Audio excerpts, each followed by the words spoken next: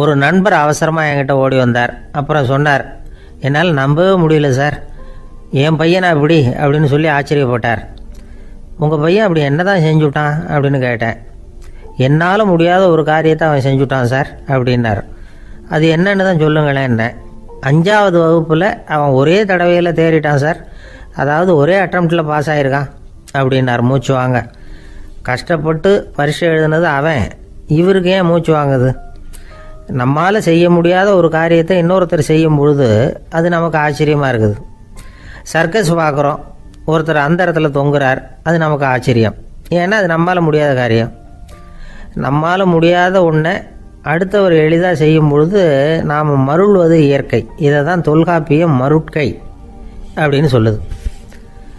இந்த வியப்பு இருக்குதே, இது 4 வகையில் ஏற்படுறதாக தொல்காப்பியம் சொல்லுது. அது என்ன 4 வகை? முதல் வகை எப்படின்னா புதுமையான அரிய செயல்களை செய்கிறது. 2வது வகை என்னென்னா பெரும் செயல்களை செய்கிறது. 3வது வகை என்னென்னா மிக நுட்பமான செயல்களை செய்கிறது. 4வது வகை என்னென்னா ஆக்கம் தரும் செயல்களை செய்கிறது. புதுமை, பெருமை, சிறுமை, ஆக்கமோடு மதினம் சாலா மருட்கை 4 அப்படிங்கிறது தொல்காப்பியம். இன்றைக்கி விஞ்ஞானம் புதுசு புதுசாக எதையோ கண்டுபிடிக்குது. ஆரம்பத்தில் அது ஆச்சரியமாக இருக்குது, அப்புறம் அது நமக்கு பழகி போடுது. வானொலி பெட்டி புதுசாக வந்தப்போ ஒரு பெட்டி பேசுதுங்கிறது எவ்வளோ பெரிய ஆச்சரியம். இப்போ யாரும் அதை ஆச்சரியமாக பார்க்குறதில்ல.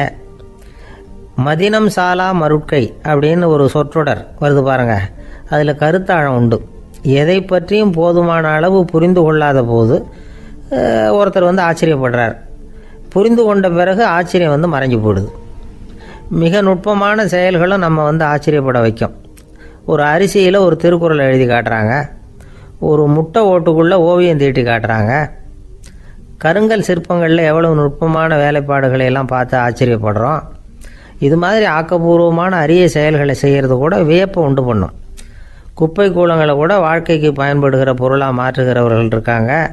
அவர்களுடைய செயல் வியப்பு அளிக்குது. இடைக்காட்டு சித்தர் பாடின 30 நூலில் வர்ற ஒரு பாடல், ஆற்றல் பிறர் அறிதலின் அகம் கிளர்வு உறுதலின் கற்று அறி பாணர் கழுமிய கோடலின் தோற்றம் உருகவே போற்றல் சால் வியப்பே. ஒருத்தருடைய ஆற்றல் தெரியாமல் இருந்தது, அவருடைய அரிய செயலை பார்க்கும் பொழுது வியப்பாக இருந்தது, மனசுக்குள்ள கிளர்ச்சி. பாவலர்கள் இவர்களுடைய புகழை பாடி மற்றவர்களும் தெரிந்து கொள்ளுமாறு செய்கிறார்கள் அப்படிங்கிறது தான் ஒரு யதார்த்தமான உண்மை. ஆக எல்லா வகையிலும் மக்கள் தங்களுடைய வாழ்க்கையில் முன்னேறுவதற்கான வழிகாட்டுகிற ஒரு மெய்ப்பாடு தான் வியப்புங்கிறது. இந்த காலத்தில் நம்ம எப்படியெல்லாம் ஆச்சரியப்பட வைக்கிறாங்க. ஒரு ஆளை பிடிச்சி ஜெயிலில் கொண்டு வந்தாங்க. ஜெயில் அதிகாரி அவனை ரொம்ப ஆச்சரியமாக பார்த்தாரான். இவன் கேட்டான், ஏன் சார் அப்படி பார்க்குறீங்க, நான் இப்போ இங்கே வர்றது உங்களுக்கு ஆச்சரியமாக இருக்குதா அப்படின்னு கேட்டிருக்கான். இதுக்கு ஜெயில் அதிகாரி சொல்லியிருக்கார், நீ இப்போ இங்கே வந்ததில் எனக்கு ஒன்றும் ஆச்சரியம் இல்லைப்பா, ஏற்கனவே நீ இங்கேருந்து விடுதலையாகி போய் 6 மாதம் ஆச்சு, இவ்வளவு லேட்டாக வர்றியே அதுதான் எனக்கு ஆச்சரியமாக இருக்குது அப்படின்னாராம்.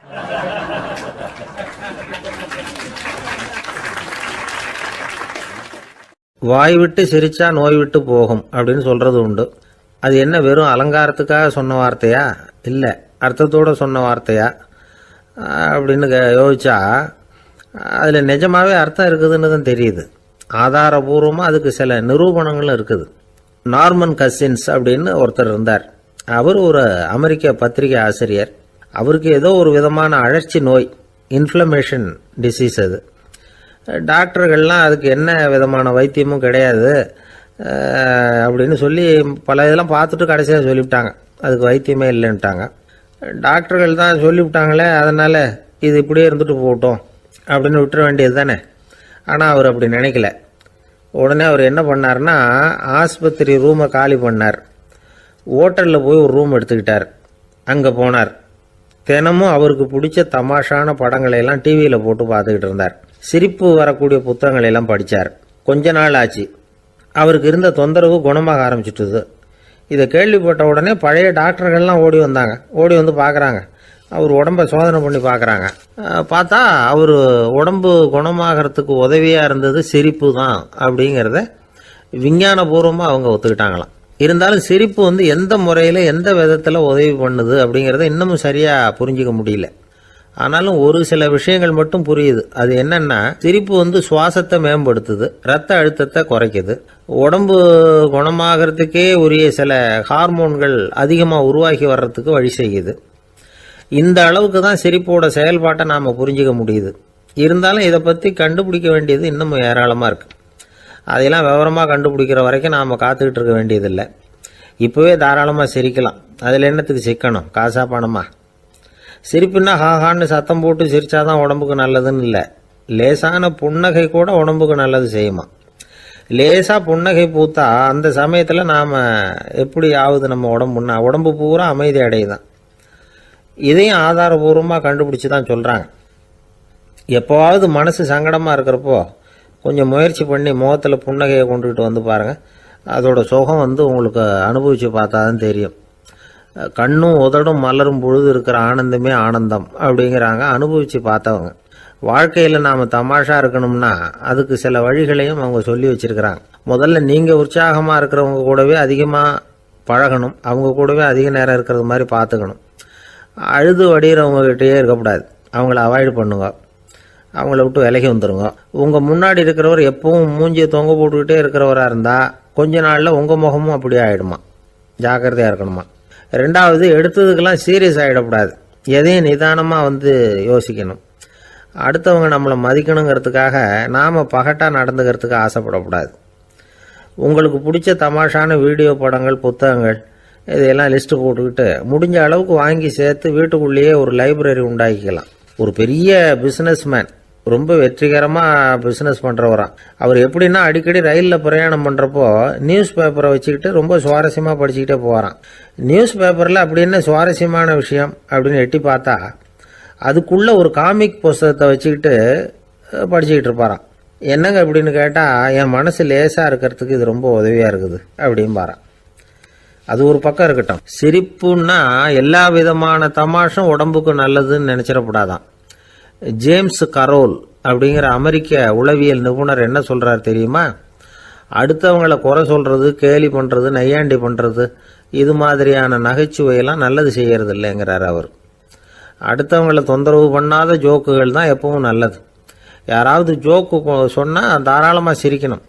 ஒருத்தர் வந்தார், இன்னொருத்தரை கூட அழைச்சிக்கிட்டு என்கிட்ட காட்டினார். அவர் தன்னுடைய முகத்தை ரொம்ப சீரியஸாக வச்சுக்கிட்டு இருந்தார். என்னங்க விஷயம் அப்படின்னு விசாரித்தோம். வந்தவர் எங்களை பார்த்து சொன்னார், சார், இவர் கூட ஒரு பெரிய ப்ராப்ளம்னார். என்னன்னு, ஏதாவது ஒரு ஜோக்கு சொன்னால் உடனே சத்தம் போட்டு சிரிக்க ஆரம்பிச்சுடுறார் சார் அப்படின்னார். ஜோக்கை கேட்டுட்டு சிரிக்க ஆரம்பித்தா அது ப்ராப்ளம் இல்லையே அப்படின்னு சொன்னோம். சிரிக்க ஆரம்பிக்கிறது ப்ராப்ளம் இல்லை சார், ஆனால் அப்படி ஆரம்பிக்கிற சிரிப்பை அதுக்கப்புறம் நிறுத்தவே மாட்டேங்கிறார். நாள் கணக்கில் அது பாட்டு போயிட்டுருக்கு, அதுதான் ப்ராப்ளம் அப்படின்னார் அவர்.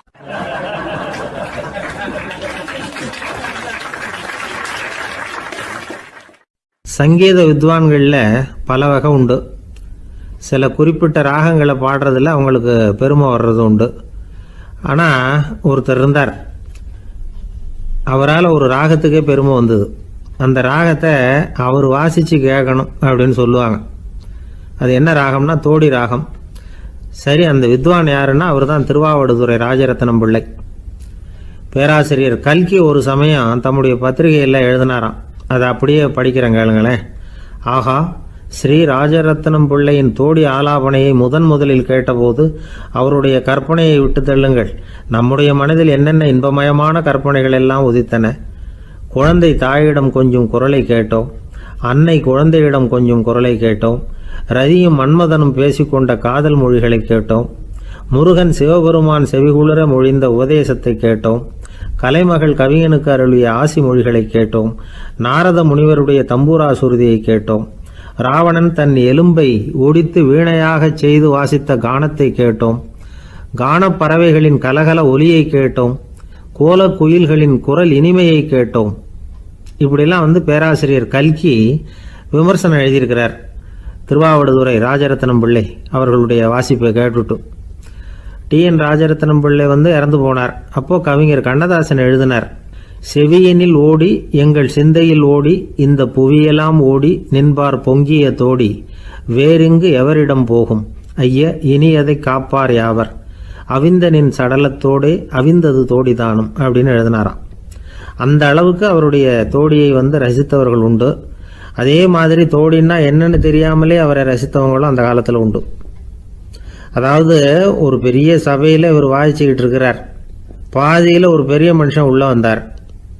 அவர் உடம்புல பட்டு வேஷ்டி, ஜருகை, அங்கவஸ்திரம், வாயில் வெத்தலை, வாசனை புகையில, காதில் வைரக்கடுக்கன், கழுத்தில் தங்க சங்கிலி, கை விரல் பூரா மோதிரம், கையில் ஒரு வெள்ளி வெத்தலை புட்டி, உதவிக்கு 2 பேர் பக்கத்தில். இவ்வளவு பந்தாவோட வரார் கச்சேரி கேட்கறதுக்கு. இப்படி வந்தவர் முதல் வரிசையில் உட்கார்ந்தார். வித்வான் வாசித்து முடித்ததும் இவர் அவரை பார்த்து, ஐயா, நீங்கள் தோடி வாசிக்கிறதுல ரொம்ப கெட்டிக்காரர்னு கேள்விப்பட்டிருக்கேன், அதை கேட்கறதுக்காக தான் மெனக்கிட்டு வந்திருக்கிறேன், அதை வாசிங்களேன் அப்படின்னாராம் இந்த பெரியவர். ராஜரத்னம் பிள்ளைக்கு ஒன்றும் புரியல. ஏன்னா இது வரைக்கும் அவர் வாசிச்சுக்கிட்டு இருந்ததே அந்த தோடி ராகத்தை தான். அதை வாசித்து முடித்ததும் அதை வாசிங்களேன்னு இவர் கேட்குறார். அப்படின்னா இவரோட ஞானம் எப்படிப்பட்டது?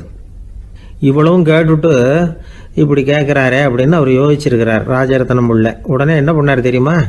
பக்கத்தில் ரொம்ப சாதுவாக சுருதி போட்டுக்கிட்டு இருந்த ஒரு முதுகில் ஓங்கி ஒரு குத்து விட்டாராம். அவருக்கு ஒன்றும் புரியல, எதுக்கு நம்மளை அடிக்கிறார் இவர், நம்மளை குத்துறாரு வித்வான்னு. அவர் அதிர்ச்சியால் இவர் நிமிர்ந்து பார்த்துருக்கார்.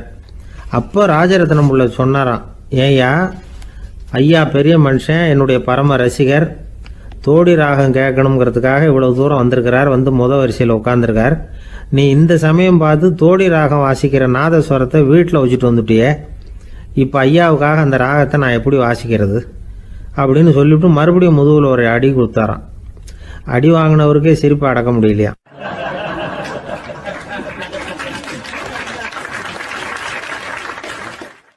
அங்கே ஒரு புதர் தெரியுது இல்லையா, இந்த புதருக்குள்ளே ஒரு சிங்கம் இருக்குது. அந்த பக்கமாக நான் போகிறப்போ வர்றப்போலாம் அது என்கிட்ட வம்பு வளர்க்குது, தகராறு செய்யுது, என் மேலே பாயுது, என்னை தாக்குது, ஏன்னு தெரியல அப்படின்னுது. இதை கேட்டதும் அந்த குரங்கு சொல்லிச்சு, இனிமேல் கவலைப்படாத, இந்த தடவை நான் உன்னை காப்பாற்றுறேன்னுது.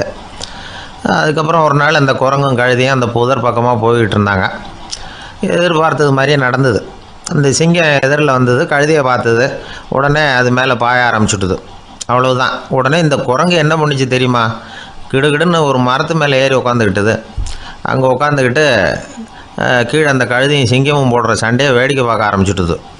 கொஞ்ச நேரம் கழித்து அடிபட்ட காயத்தோடு அந்த கழுதை மெதுவாக நடந்து வந்தது. குரங்கும் மெல்ல மரத்தை விட்டு கீழே இறங்குச்சு. இப்போ கழுதை கேட்டுது, என்னை காப்பாற்றுறேன்னு சொல்லிவிட்டு காலை வாரி விட்டுட்டியே, நீ பாட்டுக்கு மரத்து மேலே ஏறி உட்காந்துக்கிட்டே, அது நியாயமானது. குரங்கு பரிதாபமாக அதை பார்த்துது. நான் மரத்து மேலே இருந்து நீங்கள் 2 பேரும் சண்டை போட்டதை பார்த்துக்கிட்டு தான் இருந்தேன். உன்னோட சத்தம் தான் அதிகமாக இருந்தது, அது நீ சிரிக்கிற மாதிரி எனக்கு கேட்டுது, அதனால் நீ தான் ஜெயிச்சுக்கிட்டு இருக்க போல இருக்கு அப்படின்னு நினச்சிவிட்டேன்னுது. இன்றைக்கி பல பேர் இப்படி தான் இருக்கிறாங்களாம். யார் ஜெயிக்கிறாங்க யார் தோக்குறாங்கங்கிறத முகத்தை பார்த்து கூட கண்டுபிடிக்க முடியறதில்ல, பேசுகிற பேச்சை வச்சு கூட கண்டுபிடிக்க முடியறதில்ல. தோற்கிறவங்க கூட சிரிக்கிற மாதிரி முகத்தை வச்சுக்கிறான். இன்றைய மனிதர்கள்கிட்ட ஏகப்பட்ட முரண்பாடுகள். பொய் முகங்களோட உலவுகிறவர்கள் தான் அதிகம். உண்மை முகம் எங்கே இருக்குது அப்படிங்கிறத புரிஞ்சுக்கிட்டு நண்பர்களை தேர்ந்தெடுக்கணும் அப்படிங்கிறது ஒரு முக்கியமான கருத்து. கடவுள் இந்த உலகத்தை படைச்சு விட்டு அதுக்கப்புறமும் கொஞ்ச நாள் இங்கேயே தங்கியிருந்தாராம். அப்போ தான் அவருக்கு ஒரு உண்மை புரிஞ்சுதான், இந்த உலகத்தில் தங்கி இருக்கிறது எவ்வளவு இடைஞ்சல்னு. தினமும் மனிதர்கள் தேடி ஏதாவது புகார் சொல்லிக்கிட்டே இருந்தாங்களாம். எனக்கு அது வேணும் இது வேணும்னு கேட்டுக்கிட்டே இருந்தாங்களாம். சில பேர் வந்தாங்க, நாங்கள் விவசாயம் பண்ணுறோம், தண்ணி இல்லாமல் பயிர் காயுது, எங்களுக்கு மழை வேணும் அப்படின்னாங்க.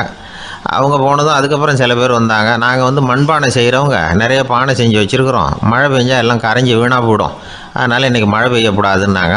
கடவுள் பார்த்தார், அவருக்கு என்ன பண்ணுறதுன்னே தெரியல, ஏகப்பட்ட குழப்பம், தலையை பிச்சுக்கலாம் போல் இருந்தது, கிட்டத்தட்ட பைத்தியம் பிடிக்கிற அளவுக்கு ஆகிட்டுது. எல்லாருடைய ஆசைகளையும் அவரால் நிறைவேற்ற முடியல, ஏன்னா ஒன்றுக்கு ஒன்று முரண்பாடாக இருந்தது. ஒரு நாள் தன்னுடைய அமைச்சரவையை கூட்டி ஆலோசனை கேட்டார், என்ன செய்யலான்னு சொல்லுங்கன்னார். இது என்ன பிரமாதம், பேசாமல் இமயமலை அடிவாரத்தில் போய் உட்காந்துங்க, யாரும் தொந்தரவு பண்ண மாட்டாங்கன்னாங்க. அங்கேயும் மனிதர்கள் வர ஆரம்பிச்சுருவாங்களேன்னார் கடவுள். சரி அப்படின்னா சந்திரனில் போயிருந்துக்கலாமேன்னாங்க. அங்கேயும் மனுஷன் குடி வர போகிறான் அப்படின்னார் கடவுள். வெகு தூரத்துக்கு அப்பால் உள்ள நட்சத்திர மண்டலத்துக்கு போயிடலான்னாங்க. இதெல்லாம் நிரந்தர தீர்வாகாது, நிரந்தரமாக இந்த மனிதனுடைய தொல்லையிலேருந்து நான் விடுபடணும், அதுக்கு ஏதாவது வழி சொல்லுங்கன்னார் கடவுள். ஒரு வயசான ஆள் வந்தார், கடவுளுக்கு காதோட காதாக ஒரு வழியை சொன்னார். கடவுளுக்கு முகம் மலர்ந்தது, அதுதான் சரி, அப்படியே செஞ்சுடலான்னார். அந்த ஆள் சொன்ன ரகசியம் என்ன தெரியுமா? மனிதனால் அடைய முடியாத ஒரு இடம் இருக்குது, அது வேறு எங்கேயும் இல்லை, அவனுக்கு உள்ளே இருக்குது, அங்கே போய் மறைஞ்சிங்க, அதுக்கப்புறம் மனிதர்களால் உங்களுக்கு தொந்தரவு இருக்காதுன்னார். மனிதன் நினைக்காத இடம் அதுதான். அதாவது உள்ளுக்குள்ளே இருக்கிற உண்மையை புரிஞ்சிக்காம வெளியில் எங்கேயோ அது இருக்கிறதாக நினச்சி வரட்டிக்கிட்டு அலையிறான் மனுஷன். உள்ளே இருக்கிற உண்மை புரிஞ்சால் நாம் தன்னம்பிக்கையோடு தலை நிமிர்ந்து வாழலாம். வேடிக்கையாக ஒரு கதை சொல்லுவாங்க, இதை பாருங்கள், நம்ம பையன் எங்கே பணம் வச்சாலும் எடுத்து விட்றான், என்ன பண்ணுறதுன்னாங்க அம்மா. அப்பா கொஞ்சம் நேரம் யோசனை பண்ணார். அதுக்கப்புறம் சொன்னார், அவன் கண்ணில் படாத இடமா நம்ம வீட்டில் இருக்கிறது ஒரே இடம்தான், அங்கே பணத்தை வை திருட்டு போகாதுன்னார். அது எந்த இடம்னு கேட்டாங்க. அதுதான் அவன் பாட புஸ்தகம், அதில் வச்சிரு, அவன் தொடவே மாட்டான், பாட புத்தகத்தை தொடாமல் பரீட்சையில் வெற்றி பெற முடியாது அப்படிங்கிறத புரிஞ்சுக்கணும். உள்ளே இருக்கிற உண்மையை தொடாமல் வாழ்க்கையில் வெற்றி பெற முடியாது. அதனால் உண்மையை புரிஞ்சுக்கிட்டால் வாழ்க்கையில் வெற்றி நிச்சயம்.